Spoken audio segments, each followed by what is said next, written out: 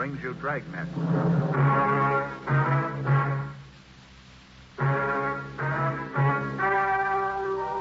Ladies and gentlemen, the story you are about to hear is true. The names have been changed to protect the innocent.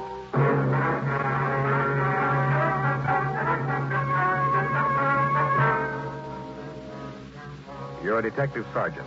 You're assigned to homicide detail. A small boy is reported missing from his home. His age, 9 years. Foul play is suspected. Your job, find him.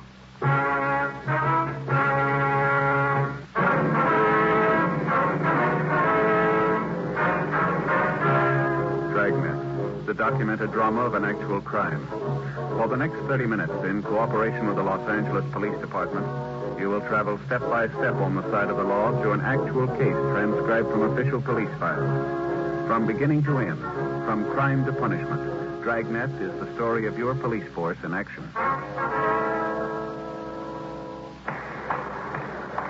It was Thursday, December 22nd. It was cold in Los Angeles. We were working the night watch out of Homicide Division. My partner is Frank Smith. The boss is Thad Brown, chief detective.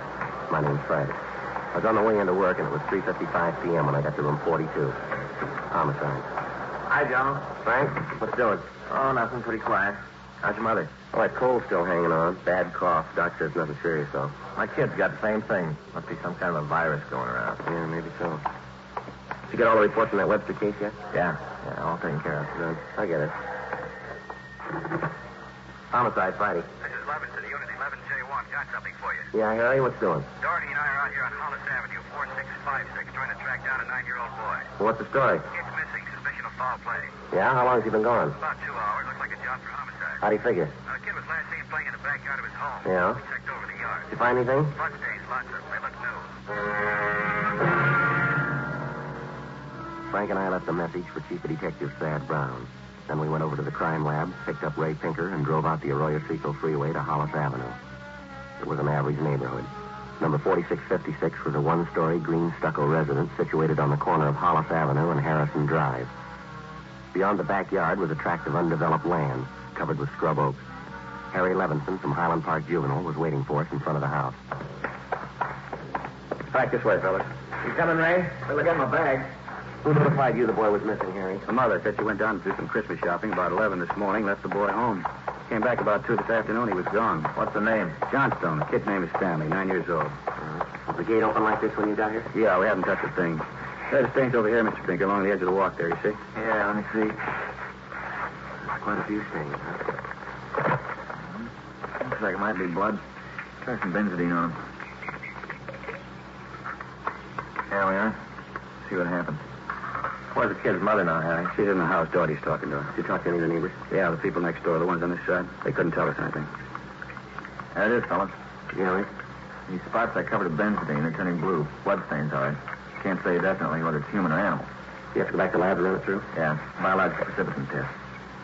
Any one of those glass vials in the bag, will you? One of these? Mm-hmm. Here you are. Thanks.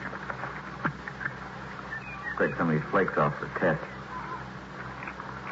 There we are. How soon can you type the blood for us, Ray? Precipitant test won't run more than 20 minutes. Take 3-4 hours to run a blood grouping, though. Yeah? That's it. Anything else you want to check? Levinson, anything else? Yeah, right here under this tin can. Empty shell.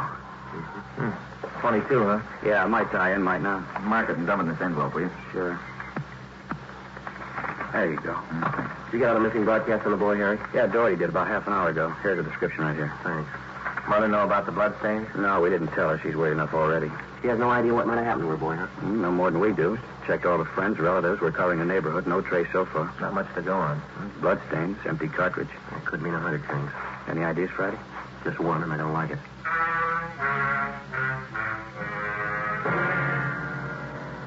4:30 p.m., Thursday, December 22nd. The neighborhood search for 9-year-old Stanley Johnstone continued. Ray Pinker went back to the crime lab to start the precipitant test and the blood grouping. Levinson and his partner Doherty from Highland Juvenile stood by. We called Chief Detective Thad Brown, and he ordered up a special detail to aid in the search for the missing boy. Frank and I questioned the boy's mother, Mrs. Ruth Johnstone, a woman in her early 40s. She seemed fairly calm under the circumstances. Mrs. Johnstone, is your boy Stanley in the habit of wandering off without telling you where he's going? No, he's not in the habit of wandering off, but he has done it before. When was the last time, Miss Johnstone? You don't have any children, do you, Sergeant Friday? No, ma'am. Well, there comes that time in every young boy's life when he feels that it's time to leave home.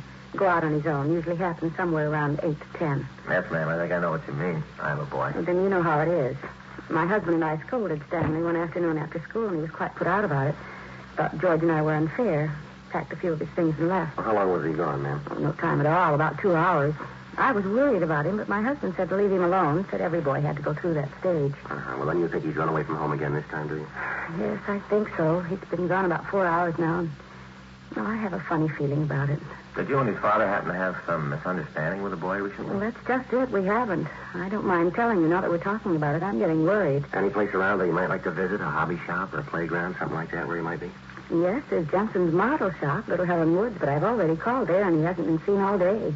I've called all of his friends, and they have no idea either. Mm-hmm. We'd like a list of all of his friends and the places that he was known to frequent, ma'am. Yes, all right. I'll give them to you. Where do you suppose he is? Where's your husband now, Mrs. Johnstone? At work. George works for the city. He's a fireman. Uh-huh.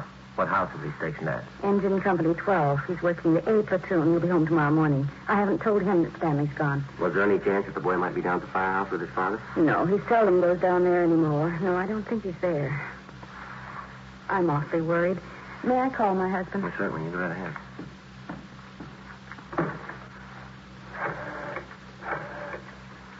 I know George will be worried. Stanley's been gone too long.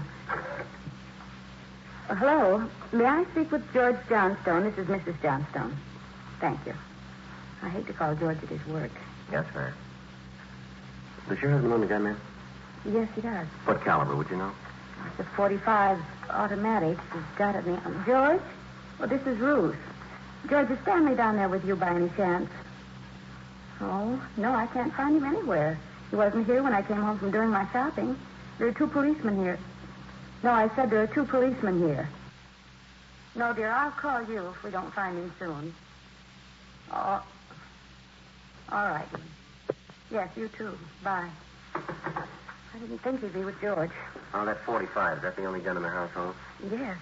Why are you asking about guns? Has anything happened that you're not telling me about? No, ma'am. Just routine checking. We'll have to take a look at that .45 if you don't mind. Maybe I should tell you we do have another gun in the house, but it's all wrapped up. George bought it for Stanley's Christmas present. What if we could look at it, please? Yes, will you have to unwrap it? I'm afraid so.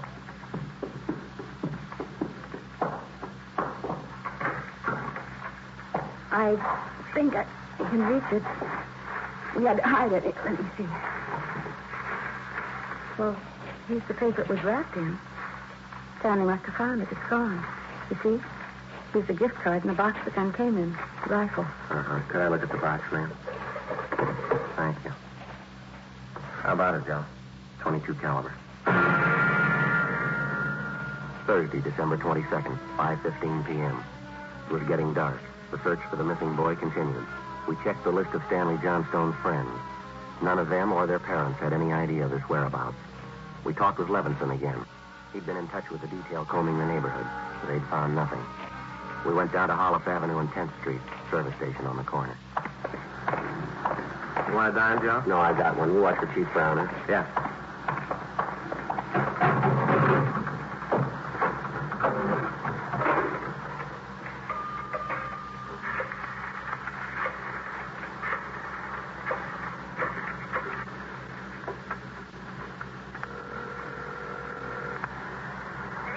Two 667, please. Crime lab, Tinker. Hi, Ray. Joe Friday. Yeah, Joe. Any sign of the Johnstone kid? No, not yet. How are you coming? Nice specific test. It's human blood. Uh-huh. Working on the blood group now. You know what type the Johnstone boy has? Well, we didn't want to upset his mother. Thought I'd wait till the last thing. We're in the neighborhood. Check with the family physician. That way you won't disturb her. Yeah, we figured on that. Just a minute, Ray. Yeah, Frank. The box is pulled out. Okay, I'll be right. Ray, Thad Brown's out here now. Check you later, huh? Right, Joe. Right.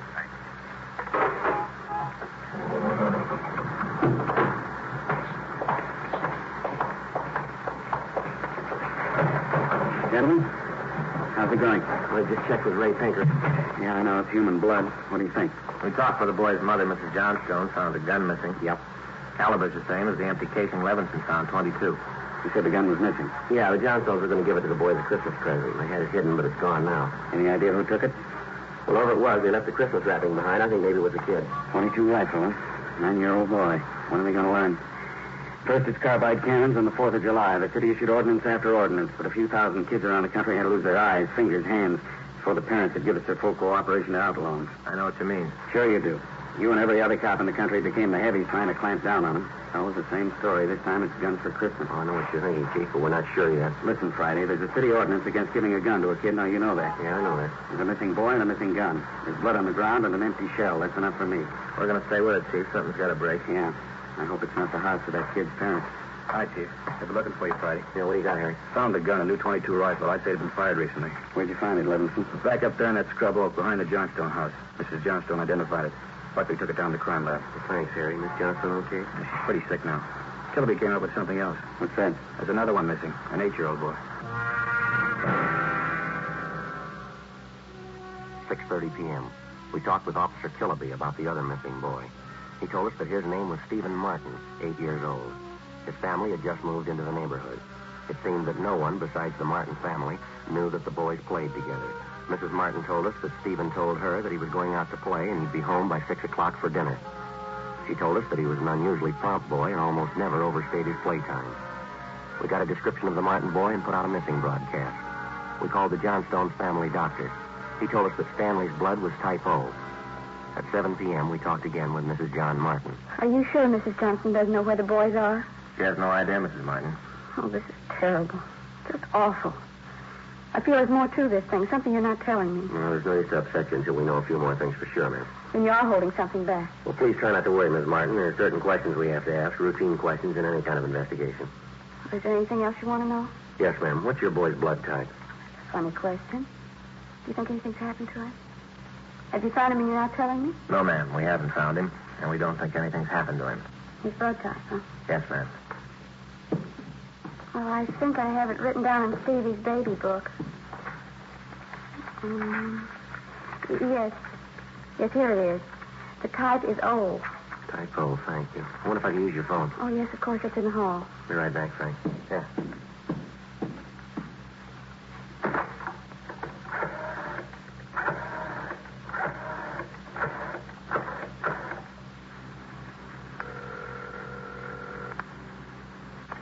City Hall.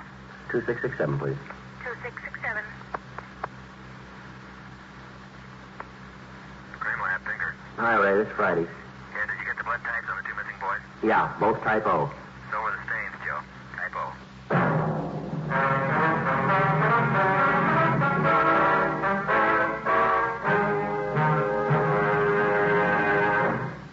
You are listening to Dragnet, the authentic story of your police force in action. The modern way to sell cigarettes is the Chesterfield way, both regular and king size. And we're the only one that does it. We tell you what Chesterfields are made of to give you premium quality in both popular sizes. Our scientists select the best materials. They select for Chesterfield the world's best tobaccos, blend them just right, and they keep Chesterfields tasty and fresh with the best of moistening agents. Now, here's something else that's completely modern about Chesterfield. People smoke.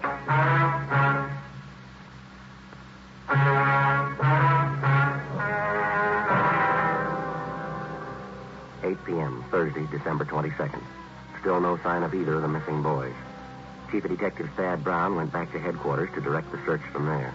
He dispatched another detail of 50 men to aid in the hunt for the missing youngsters. 8:30 p.m. It was getting colder. The citrus growers were warned to expect a freeze. We went back up the block to see Mrs. Johnstone. Her husband had quit work early and returned home. We talked with him. He could tell us nothing more than we already knew. We still had not informed either of the families about the bloodstains and the empty cartridge casing which had been discovered in the backyard of the Johnstone home. It was more than possible that they had a right to know about our findings, but Frank and I felt there was no cause to add to their distress at this particular time. If the two missing boys were found alive and well, then the bloodstains and the cartridge would be of no concern to the relieved parents. At 8:40 p.m., Frank and I left the Johnstone house and went to the home of Mr. and Mrs. John Martin. Mrs. Martin, you said your husband worked at a market. Yes. He telephoned about 15 minutes ago and said he was closing up right away. He'll be here in a minute. I do wish Stevie would call or come home.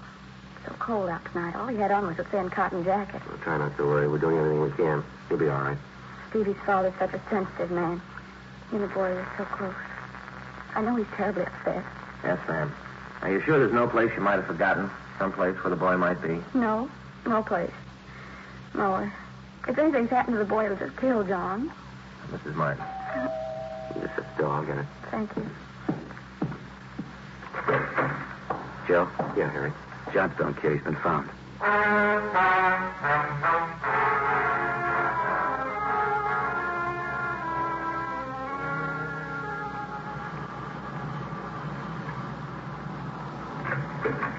He's home, Sergeant. He's come home.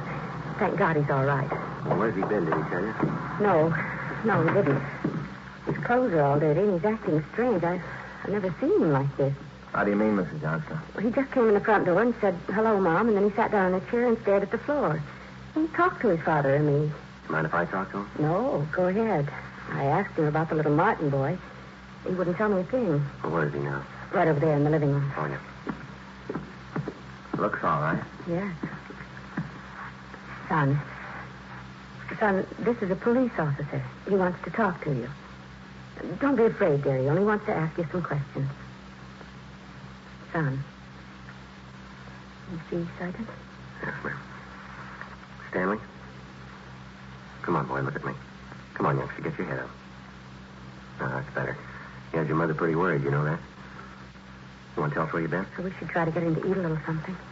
You hear that, son? You want something to eat? Stanley, there's another little boy up the street who hasn't come home. Do you know where he is? His father and mother are worried about him, too, just like your folks were. You gotta help us find him, son. I killed him. I killed Steve with the .22. We were only playing, but I killed him.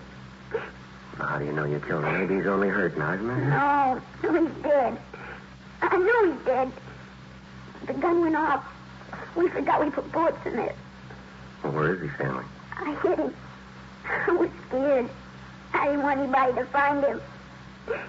Where did you hide him, son? In a cave up on the hills. I didn't mean it. He was my pal. Do you want to show us where, Stanley? Yes, sir. I'll show you. Please don't send me to jail.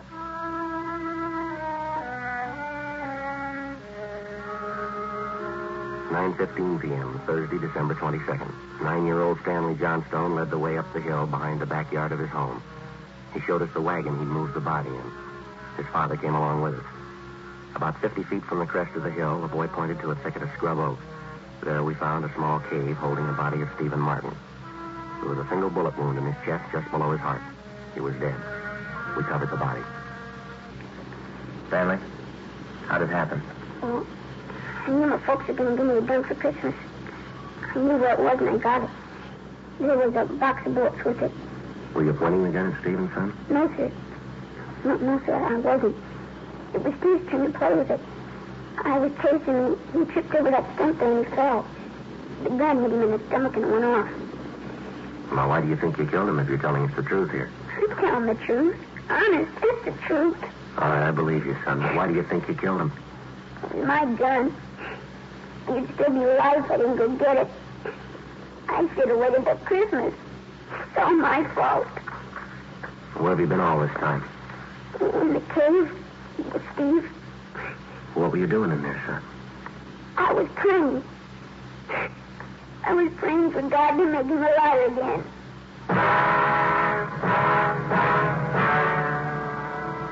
After a thorough investigation, Frank and I were convinced that the shooting of Stephen Martin was accidental.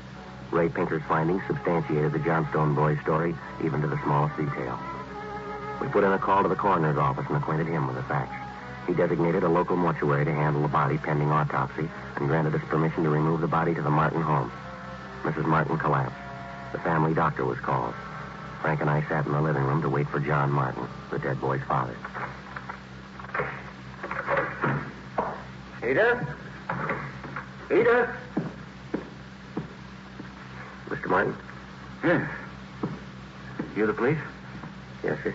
Where's Edith? Where's my wife? Has my boy come home? Well, have you found him? Yes, sir. Well, where is he? Steve? Stevie! Where's Steve? He's hurt, isn't he? Yes, sir. Where is he? I want to see him. He's hurt pretty bad, Mr. Martin. Oh, where is he? I want to see him. How bad? Pretty bad.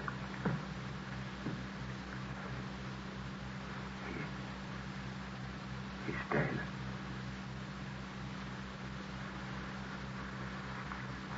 All right if I go in? Yes, sir, if you want him. Will you go with me? Yes, sir.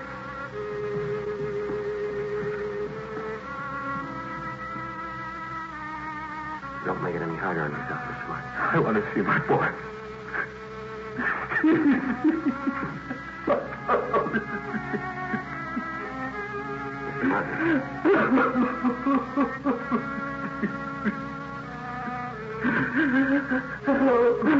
Martin. Stevie, listen to me, son. I got a lot of nice things for Christmas. Everything you wanted. I could just have 3 new cars for the train.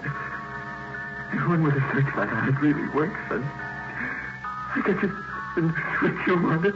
I'm so trapped now. No. How you can have a big way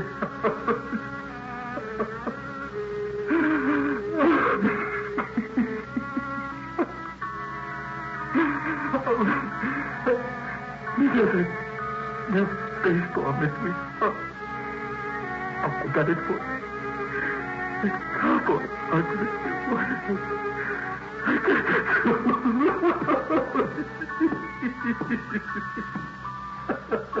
Mr. Martin.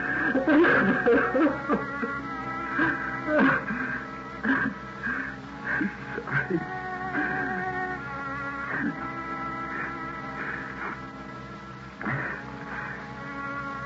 What happened?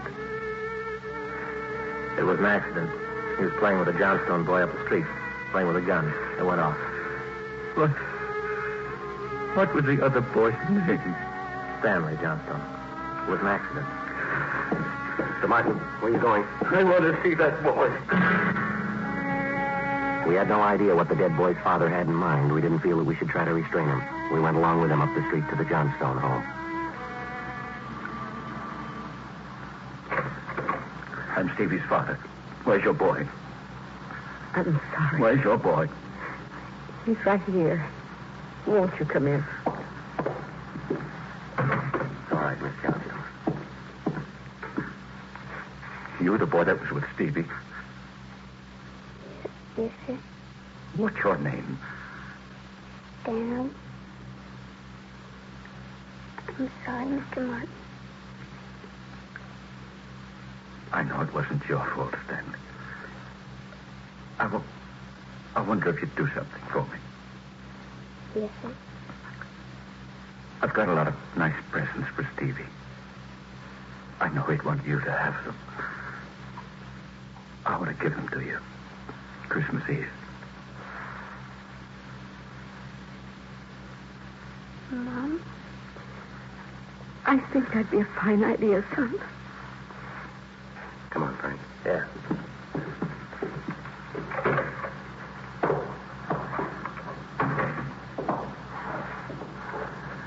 Well, what's it all prove, Joe? You don't give a kid a gun for Christmas.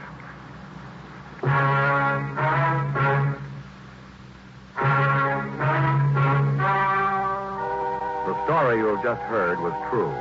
The names were changed to protect the innocent. On December 24th, the coroner's inquest was held in the county morgue, county of Los Angeles, state of California. In a moment, the results of that inquest.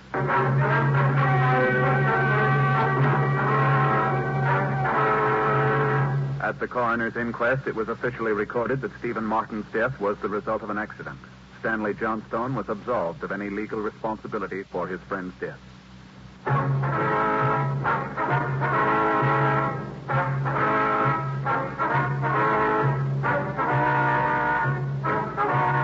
have just heard Dragnet, a series of authentic cases from official files.